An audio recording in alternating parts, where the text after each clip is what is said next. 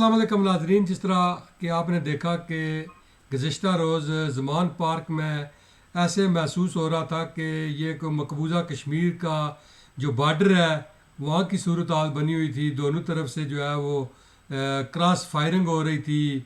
अल्लाह का बड़ा शुक्र हुआ कि कोई जानी नुकसान तो नहीं हुआ, लेकिन ये 24 घंटे जो है ये मज़ामत जारी रही, जिसकी वजह से पुलिस गिरफ़्तार करना चाहती थी। क्या ही हर्ज थी अगर खान साहब गिरफ्तारी दे देते, या दूसरी तरफ हुकूमत जब ये देखा था कि वहाँ पर इतने लोग इकट्ठे हुए हैं तो वो ही पीछे हट जाते। कम से कम दोनों तरफ से पता ये चल रहा है कि अब ये पाकिस्तान जो है वो एक दूसरे को दुश्मनी में तब्दील हो रहे हैं सियासतदान, और हालात इस कदर कशीदा होते जा रहे हैं कि कोई भी गिरफ्तारी, ना तो कोई गिरफ्तारी देने के लिए तैयार है, ना कोई मुल्क की आइन की कानून की रिट को तस्लीम करता है। उमर फारूक साहब, हस्ब साबिक, आप इस बारे में क्या कहेंगे कि जो कुछ ज़मान पार्क में हुआ, क्या ये होना चाहिए था? सबसे पहले तो इस पर बात करते हैं।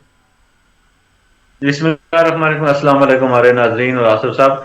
जी, हम सबसे पहले तो ये कहें कि खान साहब पे केसेस क्या हैं और ये इश्यूज क्या है। जी। मुख्तसर सा ये बताऊंगा कि खान साहब पे इस वक्त बेशुमार केसेस हैं, तकरीबन 80 से 85 केसेस हैं। जी। और किसी केस में वो जमानत पे हैं, किसी में अंडर ट्रायल हैं, किसी पे उन पे फर्द जुर्म आयद होती है, और कोई केस उनके लिए किसी में इश्तिहारी हैं, किसी में उनकी जो जमानत मुअत्तल हो चुकी। मतलब बेशुमार ऐसे केसेस हैं कि कोई समझ नहीं आ रही किसी कोर्ट रिपोर्टर को भी कि कौन सा केस में उनकी क्या पोजीशन है। ठीक। वकीलों का एक जत्था खान साहब ने अच्छा तैयार कर लिया है जो उनके सारे केसेस को ये अदालतों में लड़ रहा है। और बड़ी हैरान कुन बात है कि खान साहब ये इतनी बड़ी फीसें कहाँ से पता नहीं दे रहे हैं। और दूसरी बात यह है कि ज़मान पार्क में क्या हुआ, तो मैं आपको बताऊं कि तोशा खाना एक केस था जो स्पीकर, जो मौजूदा स्पीकर हैं कौमी असम्बली के, उन्होंने एक रेफरेंस भेजा था इलेक्शन कमीशन को, और इलेक्शन कमीशन ने उस पर वो केस रेफर किया था सेशन कोर्ट को, और उसके जो जज हैं जफर इकबाल साहब, वो इसकी ट्रायल कर रहे हैं। इस केस में मुख्तलिफ समातें होती रही और ये कोई अक्टूबर नवंबर से चल रहा है। और मेरे ख्याल में 9 मरतबा तो खान साहब इसमें पेश नहीं हुए। कभी उनका था कि वो जख्मी हैं, बीमार हैं, सफर के काबिल नहीं है, बहरहाल। बहरहाल जब वो ठीक। पेश पिछली दफा भी पेश हुए तो अदालत ने उनके नाकाबिले जमानत वारंट जारी किए थे। और फिर खान साहब उसको हाई कोर्ट से उन्हें रिलीफ मिला और नाकाबिले जमानत जो वारंट थे वो मुअत्तल हो गए। और 13 या 14 मार्च को उनको कहा गया था कि वो सेशन कोर्ट में पेश हों, लेकिन ठीक। वो हस्ब साबिक खान साहब उस कोर्ट में पेश नहीं हुए। तो पुलिस, ये उसूल है, आपको भी देखा पता है कि जब नाकाब जमानत के जो वारंट है वो मुअत्तल हो जाएं और एक अदालत से आपके गिरफ्तारी का ऑर्डर आ जाए, तो फिर उसको पुलिस तामील करवाती है और उसके मुताबिक अमल करती है। तो ये एक रूटीन की कार्रवाई थी मेरे ख्याल में, और इस पे इतना बड़ा दंगा फसाद नहीं होना चाहिए था, लेकिन दोनों फरीकैन ने इसमें शायद कहीं अना का मसला बनाया। खान ठीक। साहब को अदालतों से हमेशा रिलीफ मिला है और मिल रहा है, और वो लेकिन इसके बावजूद खान साहब का जो अदालतों के साथ रवैया है वो कोई इतना अच्छा या नहीं कि कहा जा सकता कि उसे खान साहब को दाद की तारीफ की जाए। वो उनका रवैया इसमें अदालतों के साथ निहायत मतलब है मुतकबराना है, तहकुमाना है। अगरचे अदालतों के हवाले से ये बात भी है, वाज़ेह है कि उन्हें उन्हें रिलीफ मिला है, ट्रकों की बातें चली हैं, दामाद कोर्ट के जुमले चले हैं, और इसके बावजूद खान साहब का अदालतों में न जाना ये एक अचंभे की बात थी। अब इसी जो कोर्ट थी, सेशन कोर्ट के जो इस्लामाबाद की, उसके हुक्म पर अमल दरामद के लिए इस्लामाबाद पुलिस ने ज़मान पार्क में रेड किया। और इस रेड में आगे क्या हुआ, तो इसकी तफसील कुछ मुख्तसर ये बताऊं कि कुछ इंटेलिजेंस एजेंसीज की और पंजाब हुकूमत की रिपोर्ट्स के मुताबिक एक तो जी। मज़ामत का सामना करना पड़ा, और ये मज़ामत बड़ी सतह पे हुई। और इसमें अब कुछ रिपोर्ट सामने आ रही है कि इसमें कुछ कलादम तंजीमों के वो लोग भी शामिल थे जिन्हें खान साहब के दौर में रिहाई दिलवाई गई थी, जिसमें सवात के सूफी मोहम्मद के जो एक करीबी साथी मोहम्मद इकबाल का भी नाम आ रहा है, और इसकी हाँ। तस्वीर भी शेयर हो रही है। इसी तरह जाहिर सी बात है, ये जो पेट्रोल बमों से और दीगर आतिशी असले से हमले किए गए पुलिस पे और पुलिस एहलकार जख्मी हुए, तो ये इससे वाजे होता है कि सियासी कारकुन जो होते हैं वो इस तरह की जो महारत नहीं रखते इस तरह की तरबियत में। ये जो इकदाम थे इसके पीछे कोई जहन कारफरमा जरूर था। ठीक। और दूसरी बात यह है कि जिस तरह के आपको पता है कि KPK और आजाद कश्मीर हुकूमत की पुलिस पहले खान साहब की हिफाजत पे मामूर थी, لیکن اب وہ وہاں سے چلے گئے ہیں. تو یہ بھی حکومت جو ہے نا, گلگت بلتستان حکومت نے اپنے پولیس اہلکار کے جو کچھ دستے وہاں متعین کیے ہوئے تھے, اور ان کی طرف سے بھی کوئی اس میں مزاحمت ہوئی ہے. اور جو مظاہرین تھے یا جو زمان پارک میں جو پی ٹی آئی کے کارکن تھے, ان کی بیک اپ پہ یہ جو جی بی پولیس تھی, جس کی وجہ سے اسلام آباد اور پنجاب پولیس کو ناکامی کا سامنا کرنا پڑا.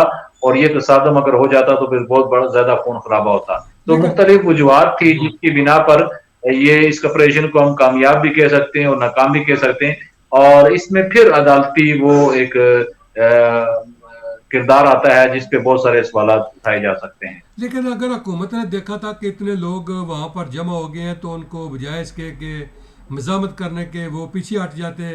اس سے حکومت کی بے عزتی ہوئی ہے, کیونکہ اگر وہ گرفتار نہیں کر سکے تو عام آدمی پر اس کا بڑا غلط اثر پڑا ہے. کہ ایک دیکھو, ایک اگر وہی کیس اگر کسی عام آدمی پر ہوتا تو پولیس اس کو 2-4 ڈنڈے بھی لگاتی اور اٹھا کر لے جاتی. دوسری طرف اسی کیس میں جو ہے وہ ہزار بلکہ ڈویژن کی نفری ہونے کے باوجود بھی وہ گرفتار نہیں کر سکے. یہ حکومت پر ایک اچھا اثر نہیں پڑا. نہیں دیکھیں, یہ اس پہ تو ظاہر سی بات ہے حکومت کو شاید کوئی سرخی اٹھانا پڑی, لیکن اس کا پی ٹی آئی کے حوالے سے جو امیج عالمی دنیا میں گیا ہے وہ بڑا غلط گیا ہے. ہم اس کو دوسری نظر سے دیکھیں کہ ایک جیسے آج مریم نواز نے انہیں کہا کہ یہ ایک دہشت گرد تنظیم ہے, سیاسی جماعت نہیں ہے, اسے کل عدم قرار دیا جائے. اور یہ اس طرح کے اور بھی بہت سارے لوگوں کی طرف سے آپ مطالبات آ رہے ہیں سوشل میڈیا پہ. اور اس طرح ایک امیج ہے حکومت کا وہ ساتھ متاثر ہونے کا, ایک جی امیج ہے پی ٹی آئی کے ساتھ متاثر ہونے کا. فرق ہے, پی ٹی آئی ایک سیاسی جماعت ہے, وہ کوئی دیگر مذہبی جماعتوں کی طرح کوئی جماعت تو نہیں تھی کہ جس طرح کے اس طرح کے رویے کو مطلب ہے اپنایا جاتا. کیونکہ سیاسی کارکن, ہم نے پہلے بھی کہا کہ وہ جو سیاسی رہنما ہوتے ہیں وہ مزاحمت نہیں کرتے بلکہ وہ سرنڈر کرتے ہیں. آپ کو میں نے مثال دی کہ جیسے سید یوسف رضا گیلانی کو کل عدالت خان نے صاحب کھڑے نے یہ کھڑے کہا کہ خان صاحب نے یہ کہا کہ یہ ہم کوئی دہشت گرد نہیں تھے جس طرح رینجر بھیجی گئی ہے. دوسرا انہوں نے کہا ہے کہ جو ہے اب یہ قوم جاگ گئی ہے, اب اس قوم کو کوئی جو ہے وہ شکست نہیں دے سکتا. اس طرح کی باتیں وہ اشتعال میں کر رہے ہیں اور اس کا اور زیادہ آپ یہ بتائیں آصف صاحب کہ یہ جب مریم کے وہ جو کراچی میں جب وہ آرام فرما رہی تھی, ان کے کمرے پہ چھاپا مارا گیا تھا تو وہ دہشت گرد تھی. اور اس وقت خان صاحب نے جو رینجرز بھیجی تھی اور جو اہلکار بھیجے تھے وہ کیا تھا, وہ دروازے توڑ کے جب داخل ہوئے تھے اور ان کے دور حکومت میں. تو یہ تو خان صاحب سمجھ لیں مکافات عمل کا بھی شکار ہیں ایک طرح سے کہ جی ہاں اگر آپ دہشت گرد نہیں تھے تو خان صاحب سے سوال ہے کہ آپ اس جو کورٹ کے آرڈر پہ پیش کیوں نہیں ہوئے. اور خان صاحب کو بھی پتا ہے, یہ ان کے پڑھے لکھے دعوے دار ہیں لیکن کہ وجہ جب کیا ہو ناقابل فاروق ضمانت صاحب, آپ بڑے تجزیہ نگار ہیں, بڑے ماشاءاللہ زیرک دور اندیش ہیں, بڑے دور تک نظر رکھتے ہیں. خان صاحب گرفتاری کیوں نہیں دے رہے, وجہ کیا ہے؟ کیا ان کو یہ خطرہ ہے کہ اگر آج توشہ خانہ میں گرفتار کر لیا تو کل کسی اور میں بھی وہ ایک دفعہ اندر چلا گیا تو پھر باہر نہیں نکلنے دیں گے, کسی اور کیس میں جو ہے وہ کر دیں گے؟ خان صاحب کو خطرہ کیا ہے؟ خان صاحب کو کئی سارے خوف ہیں. خان صاحب کو کئی سارے خوف ہیں گرفتاری سے. جی ایک تو خان صاحب نے اپنی زندگی میں کوئی گرفتاری بڑی کاٹی نہیں ہے سیاسی زندگی میں. ایک آدھ دن کی یا 2 دن کی شاید ایک جیل ہے جو مشرف دور میں تھی, وہ بھی میں ڈیل کر کے باہر آ گئے تھے. ٹھیک. تو یہ وہ ان کے لیے ایک تو سب سے بڑا مسئلہ یہ ہے کہ وہ ایک لمبے عرصے تک میرے خیال میں جیل میں رہ نہیں سکتے. اس کے کئی مسائل ہیں ان کے حوالے سے, اور بہت سارے یہ چیزیں سوشل میڈیا پہ بھی آ رہی ہیں. جی دوسری بات یہ ہے کہ انہوں نے جو ہوا کھڑا کیا ہوا تھا نا, زخم والا اور پلستر والا, جی اب وہ جب ٹیسٹ ہوگا اور وہ چیزیں سامنے آئیں گی, رپورٹ سامنے آئیں گی, تو وہ ان کا جھوٹ وہ پکڑا جائے گا. اور اس جھوٹ کا ظاہر سی بات حکومت پوسٹ مارٹم کرے گی عدالتوں کا ڈاکٹری رپورٹس کے مطابق کہ کیا زخم تھا کیا نہیں تھا. کیونکہ اب تک تو وہ شوکت خانم سے علاج ہوتا رہا, تو جب سرکاری اسپتال سے وہ رپورٹ ساری آئیں گی, ظاہر سی بات جو بھی ملزم گرفتار ہوتا ہے تو اس کو سب سے پہلے میڈیکل کرایا جاتا ہے. دوسری یہ بات بات ہو سکتی تیسری ہے. بات یہ ہے کہ تیسری بات یہ ہے کہ خان صاحب کا ایک اور خوف ہے کہ جو ہی وہ گرفتار ہوں گے تو پیچھے سے ان کی جو پارٹی ہے وہ تتر بتر ہو جائے گی. اور اس میں کئی سارے گروپ ہیں, خان صاحب کو بھی پتا ہے. کوئی شاہ محمود قریشی کا گروپ ہے, کوئی پرویز الہی کا گروپ بن گیا ہے, کوئی اسد عمر کا گروپ ہے, کوئی پنجاب کا گروپ ہے, کوئی پرویز کٹک کا گروپ ہے, کوئی کراچی والوں کا گروپ ہے. تو وہ گروپنگ جو ہوگا نا وہ شروع ہو جائے گی, اور ان کی پارٹی نے میرے خیال میں اگر خان صاحب 2 مہینے بھی جیل میں رہے تو یہ پارٹی ختم ہو کے رہ جائے گی. یہ ایک خوف بھی ہے. اور تیسرا انہیں خوف یہ ہے کہ جو ان پہ مقدمات ہیں اگر وہ ان میں مسلسل گرفتار ہوتے رہے تو وہ ایک طویل ان کے لیے جیل بن جائے گی. اس میں رہنا پڑے گا جیلوں میں. کبھی وہ ایک مقدمے میں پیش ہوں گے, کبھی دوسرے میں پیش ہوں گے, تو وہ ایک طویل سلسلہ شروع ہو جائے گا. تو اتنی سخت نہیں ہے انہیں کہ وہ اتنے سارے مقدمات سہ سکیں یا اتنے عرصہ اندر رہ سکیں. لیکن آج اس کے ساتھ ساتھ جی جی جی جاری رکھیں, ہاں جاری رکھیں. جی بولے بولے. جی جی جی جاری رکھیں آپ. اس کے ساتھ ساتھ جو خان صاحب یہاں بیٹھ کے جو ان کے رابطے ہیں بین الاقوامی لوگوں سے اور قومی جو لوگوں سے وہ منقطع ہو جائیں گے, اور وہ ایک دم سے سیاست سے خان صاحب آؤٹ ہو جائیں گے. اور وہ سمجھتے ہیں کہ اگر وہ ان رابطوں یہ رابطے منقطع ہو جاتے ہیں تو پھر ان کے لیے وہ جو سیاسی جو رائے ہیں نکلنے کی امیدیں ہیں وہ بھی ختم ہو جائیں گی. رابطوں کی آپ نے بات کی ہے تو آج مریم نواز صاحبہ نے بھی کہا ہے کہ عمران خان امریکہ سے بار بار رابطہ کر کے معافی مانگ رہے ہیں, اور شاید وہ اسی لیے یہ سارا کچھ کر کے ایک بار پھر ان سے معافی مانگ کر وہ جو ہے ساری جو ہے ڈیل لینا چاہتے ہیں. نہیں, اس میں تو خان صاحب مریم نواز نے شاید کوئی لچک کا مظاہرہ کیا. میں بڑے واضح کہوں کہ امریکہ تو کھل کے سامنے آ چکے ہیں عمران خان کی حمایت میں. آپ نے دیکھا نہیں کہ وہ جو امریکہ کے سابق سفیر ہیں یا جنہیں سی آئی اے کا ایجنٹ کہا جاتا ہے زلمے خلیل زاد زلمے کا خلیل زاد خوفناک, انہیں لگی لپٹی غیر کہا کہ خان صاحب کو گرفتار ہونے سے بحران پیدا ہوگا اور جون میں الیکشن کروائے جائیں. اور آپ یہ میرا سوال بنتا ہے اور آپ کا بھی سوال بنے گا کہ جو خان صاحب سائفر کے معاملے پہ ایک کہتے رہے کہ پاکستان میں مداخلت ہوئی اور جھوٹ کا پورا بیانیہ کھڑا کیا, انہیں یہ اس بیان پہ احتجاج کرنا چاہیے تھا کہ بھائی زلمے خلیل زاد کون ہوتا ہے کہ ہمارے اندرونی معاملات میں مداخلت کرے, اور وہ ہمیں تاریخ بتائے کہ الیکشن کب ہونے ہیں. اور میں حیران ہوں کہ پی ٹی آئی کے لوگ مریم نواز نے آج ایک اور بات بھی کہی ہے کہ ہمیں پتہ چل گیا ہے کہ عمران خان کا گاڈ فادر کون ہے. نہیں, اب تو یہ چیزیں سامنے ہو رہی ہیں. میں آپ کو بتا رہا ہوں کہ دیکھیں زلمے خلیل زاد کے بیان کے بعد بریڈ شرمین جو وہاں کے کانگریس کے کوئی رکن ہیں ان کا بڑا واضح بیان آیا, اور ایک انہوں نے شیخ شریف اور ضلع شاہ کے قتل کے حوالے سے ویڈیو بیان جاری کیا, اور پاکستان میں اظہار رائے کی آزادی اور عمران خان کی جو تقاریر پہ پابندی پہ انہوں نے احتجاج کیا. پھر آج ایک اور میں کسی کانگریس کے رکن کا وہ بیان پڑھ رہا تھا, انہوں نے کہا تھا کہ جو عمران خان کے خلاف مقدمات نہ بنایا جائے اور ان پہ تشدد نہ کیا جائے.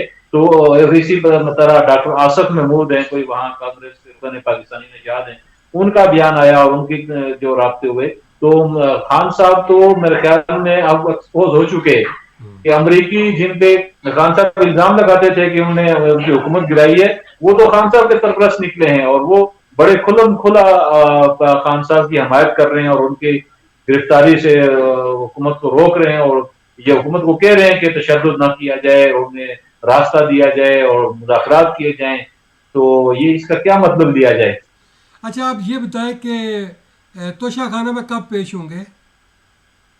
اب یہ کل ہفتے کو 18 مارچ کو انہوں نے پیش ہونا ہے, اور 18 اس میں مارچ کو. اچھا جو کیا سمجھتے ہیں اسلام کہ آباد ہائی کورٹ 18 مارچ کو جو سیشن کورٹ جا رہے ہیں, سیشن کورٹ میں ہے, کہاں پر ہے کیس؟ جی سیشن کورٹ میں, تو کیا کل ایف ایڈ کچہری میں. کل جو ہے وہ گرفتاری ہو سکتی ہے؟ نہیں, دیکھیں اس میں دو ایشوز ہیں. ایک تو کل جو پیش ہوں گے اس پہ ہائی کورٹ نے آج ان کے وارنٹ معطل کر دیے ہیں کل تک نا. اب جی وہ کل پیش ہوں گے, میرے خیال میں اس میں کوئی فرد جرم عائد ہونے کا ایشو ہے, اور وہ کل ایک تو وہاں پہ ایف ایڈ کچہری کو پورا سیل کیا جا رہا ہے, کسی اور کوئی مقدمہ نہیں لگایا جا رہا, اور پھر جو صرف وکلاء کو اندر آنے کی اجازت ہے. میرے خیال میں 5 وکیل خان صاحب کے ہیں اور 5 ہی الیکشن کمیشن کے وکیل ہیں, اور نہایت ہی زبردست قسم کے حفاظتی انتظامات کیے گئے ہیں. اور دوسری طرف لاہور ہائی کورٹ نے انہیں جو ہے نا 24 مارچ تک مقدمات ضمانت دے دی ہے مختلف مقدمات میں. اب یہ عدلیہ کا ایک بڑا عجیب کھیل کھیلا جا رہا ہے. ادھر اسلام آباد ہائی کورٹ انہیں وارنٹ معطل کر رہی ہے کل تک, اور لاہور ہائی کورٹ ان کو ضمانت کر رہی ہے 24 مارچ تک. اب آپ بتائیں کہ کس پہ پولیس اور انتظامیہ یا حکومت فیصلہ کرے میں نے کہ اس دن 24 بھی مارچ کہا تھا تک نا, ویٹ کرنا. میں نے اس دن بھی آپ کو کہا تھا کہ یہ پاکستان کا کیسا قانون ہے کہ لاہور ہائی کورٹ, اسلام آباد high court, Peshawar high court, Sindh high court, فلاں ہائی کورٹ, کتنی تو ہائی کورٹ ہے. مجھے تو یہ سمجھ نہیں آ رہی کہ یہ کون کہاں سے.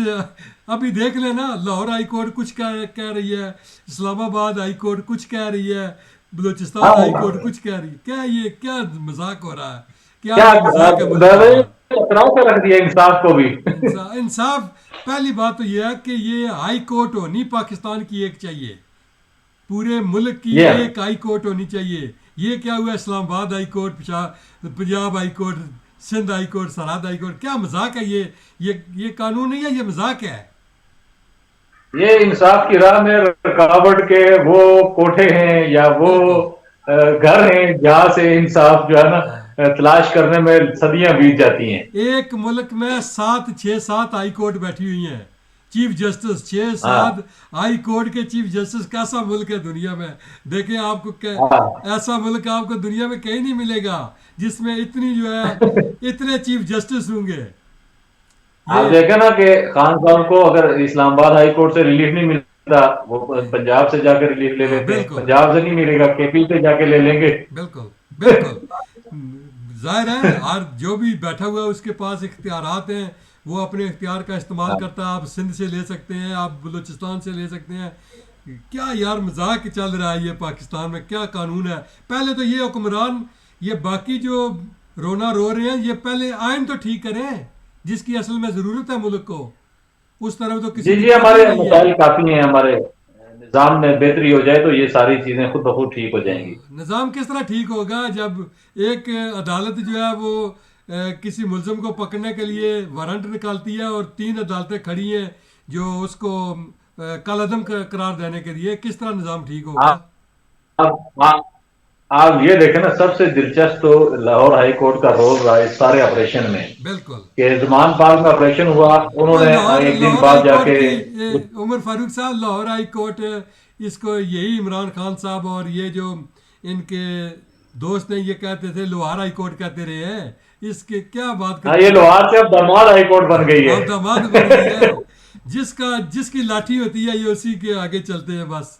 यही तो हमारा हाँ सिस्टम, अल्लाह रहम करे। अच्छा ये बताएं कि आईएमएफ ने भी एक बार फिर कह दिया है कि अब पता नहीं कोई और जो है वो उसमें तब्दीली करके फलां फलां जो है वो साइन करे तो फिर ये आप। देखें आसिफ साहब, ये बाद में शायद ना करता, लेकिन क्योंकि आपने छेड़ दिया है, लेकिन ये बड़ा सेंसिटिव इशू हो गया है। जी और ये बड़ा हसास मामला हो गया है कि आईएमएफ ने हमारी वो हसास तारें शायद छेड़ना शुरू कर दी हैं। अगरचे आज वजारत खारजा ने कहा कि आईएमएफ ने कहीं भी ये बात नहीं आई है एटमी प्रोग्राम और मिसाइल प्रोग्राम, लेकिन कल जो इसहाक डार साहब ने सेनेट में खिताब किया है वो बड़ा वाजे चीज, उसमें बड़ी चीज वाजे हो गई है। ठीक। उन्होंने एक जवाब दिया है कि एटमी प्रोग्राम और मिसाइल टेक्नोलॉजी पे कोई समझौता नहीं होगा। ये किसको जवाब था, और ये ना कोई सवाल था वहां पे, ना कुछ था। अलबत्ता रजा रब्बानी ने कहा था कि कहीं हमें एटमी प्रोग्राम और चीन के हवाले से दबाव में तो नहीं लाया जा रहा। तो इसहाक डार ने वहां खुल के बात की कि हम एटमी प्रोग्राम और इस मिसाइल पे अपने जो प्रोग्राम पे कोई समझौता नहीं करेंगे। तो खान आजम साहब, एक चीज तो ये वाजे हो लेकिन रही है, लेकिन जी जी जी आप बात आईएमएफ, करें।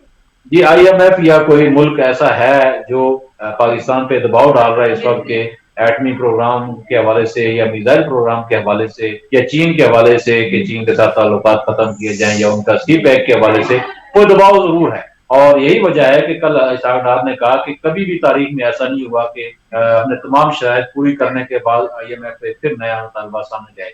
अब शायद वो एक ऐसा मुतालबा लाएं कि जिन दोस्त ममालिक ने आपके साथ वादे किए हुए हैं पैसे देने के, पहले उनसे रब्ता करें। जी और इससे पहले उन्होंने जो पाकिस्तान में टैक्सीज का इशू था, महंगाई का इशू था, वो सारे हो चुके हैं। लेकिन अब वो उनकी तरफ से नए मुतालबात आ रहे हैं। तो ये असल में नित नए मुतालबात नहीं, इसके बिहाइंड कोई और मनसूबा चल रहा है। और आईएमएफ के पीछे अमेरिका या वो ताकतें हैं जो पाकिस्तान को कमजोर करने की ख्वाह हैं और पाकिस्तान को जो एटमी प्रोग्राम है या मिसाइल प्रोग्राम है उससे किसी तरह से वो इससे अलग करने की ख्वाह है। और इसी तरह चीन के साथ जो हमारा ताल्लुक है सी पैक के हवाले से इस प्रोग्राम को रूल बैक करना चाह रहे हैं, या इसराइल के हवाले से कि उसकी तस्लीम करने के हवाले से भी कोई मुहिम है। पर ये बड़े हसास मामला हैं, इन पे मेरे ख्याल में पहली मरतबा हुआ है कि हमारे ये माशी प्रोग्राम को एक ऐसे प्रोग्राम के साथ नत्थी किया जा रहा है कि जो पाकिस्तानियों के लिए बड़ा मुश्किल हो रही है। कल शाहडार साहब ने इसका जवाब देके एक चीज तो वाजे कर दी कि पाकिस्तान इस चीज पे समझौता नहीं करेगा। और मेरे ख्याल में ये पैगाम अमेरिका को भी चला गया और आईएमएफ को भी चला गया है। उमर फारूक साहब बहुत अच्छा पैगाम उन्होंने दिया है कि जी रोल बैक नहीं करेंगे, इस पर कोई समझौता नहीं होगा। लेकिन مسئلہ تو یہ ہے کہ اب آپ کے پاس اتنے زیادہ وسائل ہی نہیں ہے، تو آپ کس طرح سروائیو کریں گے؟ نہیں، میرے خیال میں حکومت کو، میری ذاتی رائے ہے یہ، میرا ذاتی میں سمجھتا ہوں کہ اگر حکومت کے سمجھتی ہے کہ ایسا کوئی دباؤ ہے ان پر جی ایٹمی پروگرام یا کسی کے وجہ سے، تو انہیں ایک بڑی وزیر اعظم کو اپنے تمام اتحادیوں کو اور اپوزیشن کو لے کے بھرپور پریس کانفرنس کرنی چاہیے اور کہہ دینا چاہیے کہ ہمیں اس پر دباؤ ہے اور ہم یہ نہیں کر رہے IMF کے پروگرام کو اور ہم واپس کرتے ہیں اس کو. تو میرے خیال میں جو پاکستانی ہیں ہمارے آپ جیسے جو اوورسیز ہیں لیکن وہ اس کا بھرپور جواب دیں گے. جو ایسے حالات جب ہوتے ہیں تو پھر قومیں جو ہے وہ گھاس کھانے کے لیے تیار ہو جاتی ہیں، پھر وہ اپنے اثاثے، لیکن قوم دیکھے دوسری طرف بیٹھی ہوئی ہے، ایک طرف عمران خان صاحب کا اپنا ایجنڈا ہے، دوسری طرف حکومت کا اپنا ایجنڈا ہے. جب ایسے معاملات ہوتے ہیں تو پھر وہ قومیں یکجا ہوتی ہیں، وہ پھر یہ کہتی ہیں کہ یہ ہمیں کسی کی مدد نہیں چاہیے، ہم گھاس کھائیں گے، ہاں لیکن ہم آپ سے پیسہ لے کر اپنے اثاثے تقسیم نہیں کریں گے یا رول بیک نہیں کرنے دیں گے. جی جی، لیکن یہ مرحلہ میرے خیال میں کل جو ہوا ہے میں ان کو پتہ چل گیا ہے، لیکن اگر اس کے بعد بھی اگر کوئی یہ سازش ہوتی رہی تو میرے خیال میں وہ مرحلہ بھی آ جائے گا.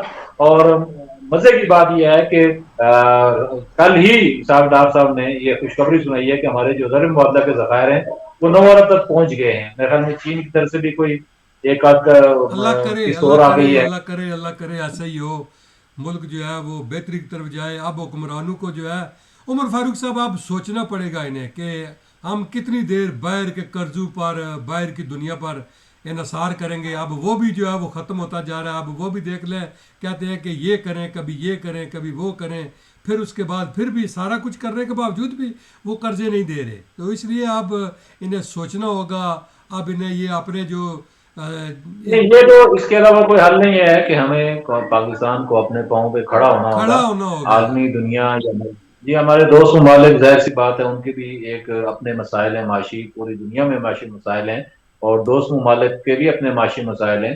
وہ کب تک آخر ہمیں چلاتے رہیں گے؟ ہمیں اپنے خود انحصارے کی طرف جانا ہوگا اور خاص کر کے ہمیں اپنی برآمدات میں اضافہ کرنا ہوگا. اور پھر سب سے بڑی بات ہے کہ ہمارا ملک ماشاءاللہ زرعی ملک ہے، اور جس ملک میں اس طرح کی جو زرعی نظام ہو وہ ملک تو کبھی ناکام ہو ہی نہیں سکتا. بدقسمتی ہے پھر بھی کہ ہم ناکام ہو رہے ہیں. آپ دیکھ لیں دنیا میں جہاں اس طرح کا زرعی آبپاشی کا سسٹم ہے، نظام ہے، وہ ملک آج دنیا پر راج کر رہے ہیں، لیکن ہم ہے کہ ابھی تک جو ہے وہ کچکول لیے پھرتے ہیں. آپ وہ دیکھیں، کل پچھلے 2-3 ہفتے پہلے میں نے ایک ویڈیو دیکھی کہ عرب امارات دبئی میں اپنے صحرا میں وہ گندم اگانا شروع کر دی ہے. سر عرب تو امارات کی ابھی میں آج مجھے ایک دوست نے ایک ویڈیو کلپ بھیجا، خدا کی قسم دیکھ کر دل خون کے آنسو رو رہا تھا کہ کیا یہ کل دبئی جو ہے یہ ڈیولپ ہوا ہے اور ہمارا ملک دیکھ لے کہ آج ہم کہاں کھڑے. آج ہم جو ہے وہ ایک ایک پیسے کو اس سے ترس رہے ہیں، پیسہ مانگے. پیسے مانگ رہے ہیں آج اس سے. اور وہ دیکھ لے کہ آج کہاں. یہ وہ ملک تھا جس نے جرمنی کو قرضہ دیا. یہ پاکستان وہ ملک تھا جس نے جرمن کو قرضہ دیا تھا ایک وقت میں. تو آج جو ہے وہ جی دیکھ لیں کہ حکمرانوں کی نااہلی اور اس کرپشن نے اس ملک کا بیڑا گرک کیا ہے. سب سے جو آپ دیکھ لیں کہ ایک پٹواری سے لے کر ایک چپڑاسی تک جو ہے، چپڑاسی سے لے کر ایک بڑے عہدے تک جو ہے وہ ہر آدمی دیہڑی لگانے کے چکر میں ہے کہ میں شام کو کتنے پیسے لے کر جاؤں گا. تو پھر اس ملک کا کیا حال ہوگا؟ جی جی، اس ملک میں اللہ پھر کرے کوئی ہمارے اللہ کرے، اللہ بس کرے اللہ ہمارے کرے. حالت کو خدا کی بہتر کرے. قسم ہم جو لوگ باہر بیٹھے ہوئے ہیں، خدا کی قسم ہم آپ لوگوں سے بھی زیادہ پریشان ہیں. یہاں پر جو آدمی ملتا ہے وہ سخت پریشانی کے حال میں کہتا ہے یار ہمارے ملک کا کیا ہوگا. میں کہتا ہوں کوئی نہیں، انشاءاللہ اللہ بہتر کریں گے. ہمارا ملک ایک نظریے کی بنیاد پر بنا ہوا ہے. نہیں، سروائیو کرے گا، ہمارا ملک مشکلات سروائیو آتی کرے گا رہتی جی. ہیں، مشکلات ہیں، چلو کچھ عرصہ کے بعد انشاءاللہ بہتری آئے گی. لیکن لوگ سخت پریشان ہیں جو باہر بیٹھے ہوئے ہیں. آپ لوگوں کو شاید اتنی اندازہ نہیں ہو رہا، چونکہ ہم جو باہر کی تصویر دیکھ رہے ہیں وہ بہت بھیانک نظر آ رہی ہے. لوگ بہت پریشان ہیں، جی جی، لیکن انشاءاللہ اس ملک کو بس کچھ نہیں ہوگا. لیکن اب آپ سوچنا ضرور دیکھیں پڑے گا. کلمے کے نام پہ بنا ہے، مقدس بالکل نام پہ بنا ہے. امید تو ہے کہ انشاءاللہ اللہ اس کی حفاظت بھی کرے گا، ترقی بھی کرے گا. اور یہ یہاں اس نامساعد حالات میں ایک یہ ایٹمی قوت بنا اور بالکل ایک ملک بڑا طاقت بنا عالم اسلام کی. تو امید ہے کہ انشاءاللہ یہ اسی انشاءاللہ طرح انشاءاللہ ملک انشاءاللہ ترقی بھی کرے۔ لیکن سب کے باوجود جو ہے اب قوم کو بھی اور حکمرانوں کو بھی اب سوچنے کا وقت ہے، اب سنجیدگی سے۔ اب جو عمر فاروق صاحب سب سے بڑی بات یہ ہے کہ جب ایسے حالات ہوں تو پھر قومیں جو ہے وہ سب کچھ بلا دیتی ہیں، وہ ذاتی جی ہاں سیاسی اختلافات کو بلا دیتی ہیں، پھر وہ ایک قوم ہو کر کھڑی ہوتی ہیں۔ تو اب وقت میرے خیال میں بہت قریب پہنچ چکا ہے کہ اب ہمیں ایک قوم بننے کی ضرورت ہے، ایک سیاسی جماعتوں میں بننے کی ضرورت نہیں ہے۔ آپ قوم بنیں گے تو پھر بچ سکتے ہیں، ورنہ اللہ ہم پر جی رحم فرمائے۔